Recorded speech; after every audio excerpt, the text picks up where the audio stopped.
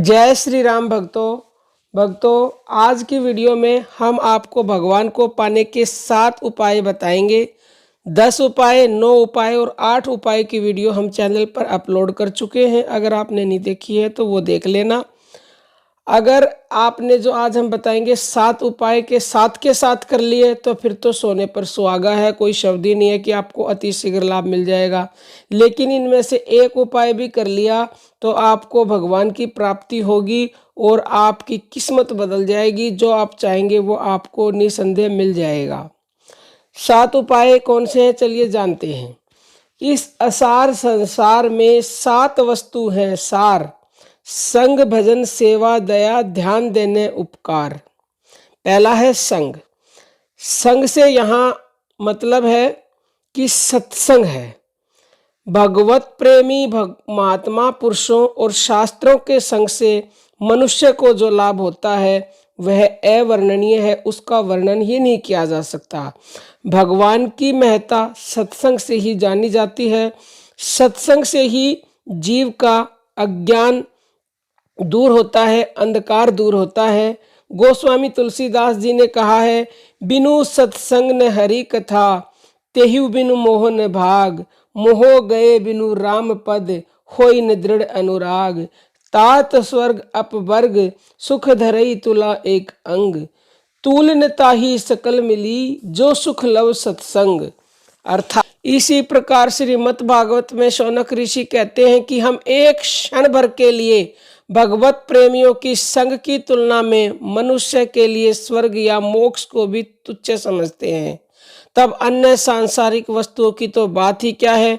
भगवान स्वयं श्री उद्धव से कहते हैं श्रीमद् भागवत के अध्याय 11 और 12 में, हे उद्धव, सारी सांसारिक आसक्तियों को नाश करने वाले सत्संग के द्वारा जिस प्रकार मैं पूरी तरह वश में होता हूँ, उस प्रकार योग, सांख्य, धर्म, स्वाध्याय, तप, त्याग, योग आदि वैदिक कर्म, कुएं बावड़ी बनाना तथा बाग लगाने, दान दक्षिणा, व्रत यज्ञ, वेदों का अध्ययन, तीर्थ यात्रा, नियम यम आदि किसी भी साधन से नहीं होता। परंतु सत्संग के लिए साधु कैसे होने चाहिए, इस बात पर भी विचार करना बहुत ही जरूरी है।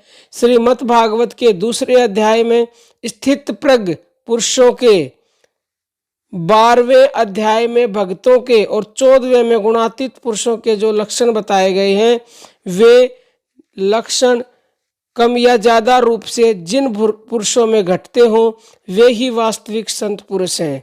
श्रीमद् भागवत में संतों के लक्षण बताते हुए श्री कपिल देव जी महाराज अपनी माता से कहते हैं कि हे माता, जो द्वंद्वों को सहन करते हैं, दयालु हैं, सब भूत प्राणियों के निस्वार्थ प्रेमी हैं, शांत हैं, जिनके कोई भी शत्रु नहीं है, शीलता ही जिनका भूषण है, और जो मुझ में भगवान में अनन्य और दृढ़ भाव से भक्ति करते हैं, जिन्होंने मेरे लिए समस्त कर्मों और सब जन बांधुओं के ममत्व को भी त्याग कर दिया, जो मेरे ही आश्रित है, मेरी ही कथा को मधुर समझने वाले हैं, नित्य मेरी ही कथा कहते सुनते हैं, ऐसे मुझ में लगे हुए चित्त वाले वे साधु विविध तापों से पीड़ित नहीं होते।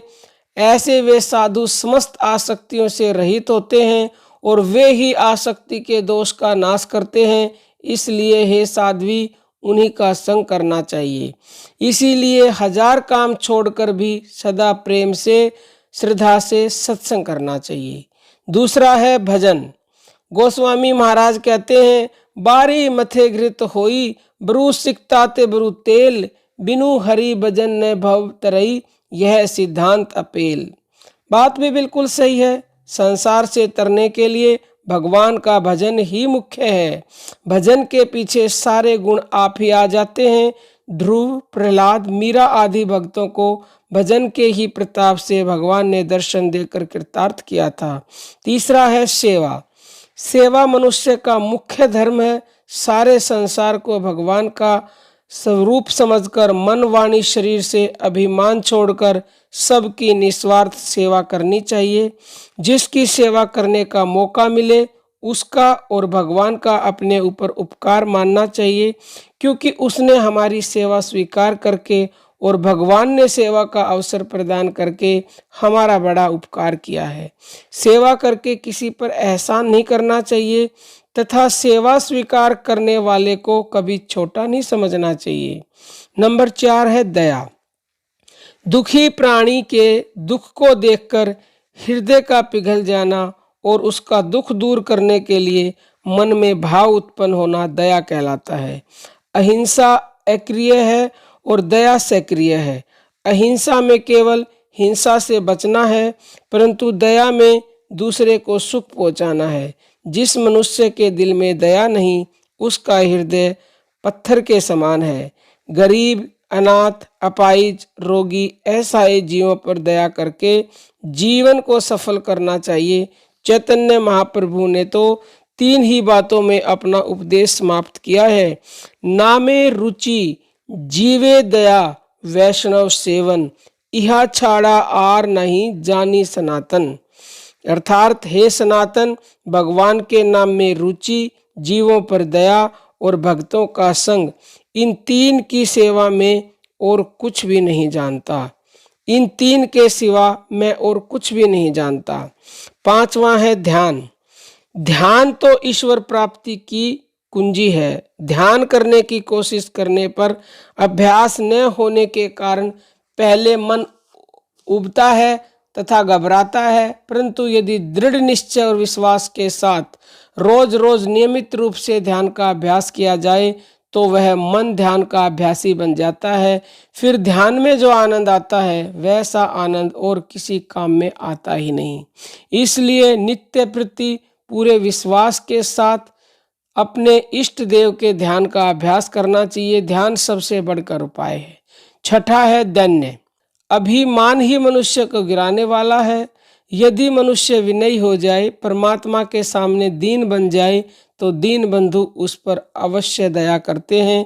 इसलिए वक्रता और ऐठ को छोड़कर दीनता धारण करनी चाहिए। 7वां और आखिरी उपाय है उपकार। भागवत में लिखा हुआ है कि 18 पुराणों में से व्यास के 2 ही वचन हैं। एक है परोपकार, पुण्य का हेतु है, और पर पीड़न यानी कि दूसरों को आप दुख देते हो तो उससे आपको पाप मिलता है, पाप का हेतु है। गोस्वामी महाराज कहते हैं, पर हित सरिस धर्म नहीं भाई, पर पीड़ा सम नहीं अदमाई। पर हित बस जिन्हें के मन माही, तिन्हें कहूँ जग दुर्लभ कछु नाही।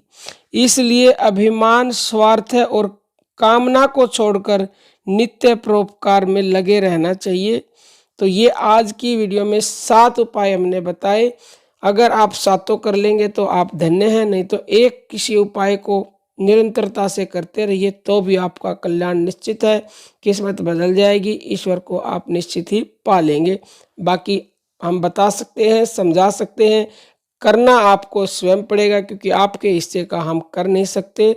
जैसे आपकी मर्जी, करें या ना करें। अब हम अपनी वाणी को विराम देते हैं। जय श्री राम भक्तों।